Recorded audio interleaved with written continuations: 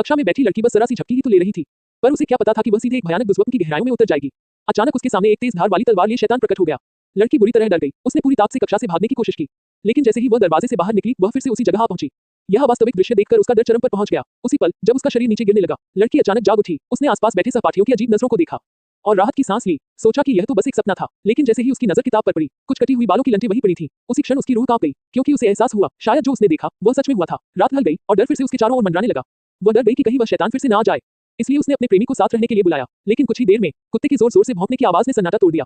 वह अपने सोए हुए प्रेमी को जगाना नहीं चाहती थी, तो अकेले ही बाहर देखने चली गई। उसने धीरे से कुत्ते का नाम पुकारा, कोई जवाब नहीं। एक अजीब सा डर उसके दिल में उठने लगा। वह धीरे धीरे आंगन में पहुंची और जो नजारा उसने देखा उससे उसका खून जम गया। कुत्ता खून के तालाब में पड़ा था और शैतान पास ही खड़ा था। लड़की डर के मारे घर की ओर भागी, लेकिन वह और भी चौंक गई। शैतान अचानक फिर से उसके सामने प्रकट हो गया। जब वह उसकी ओर अपना हाथ बढ़ा रहा था, लड़की फिर से जाग उठी। उसने बगल में सोए प्रेमी को देखा, थोड़ा शांत हुई और चेहरा धोने उठी। लेकिन जैसे ही वह आराम से दोबारा सोने लगी, उसका प्रेमी अचानक घबराकर उसका नाम पुकारने लगा, जैसे उसे जगाने की कोशिश कर रहा हो। पर लड़की जैसे किसी अज्ञात शक्ति के वश में थी। वह चीखने लगी, उसका शरीर अनियंत्रित होकर कांपने लगा और फिर वह रहस्यमय तरीके से हवा में उठ गई। वह 748 बार घूमी और फिर छत से जोर से टकरा गई। उसी पल उसकी मौत हो गई। अब बताओ, क्या तुम अब भी कक्षा में सोने की हिम्मत करोगे?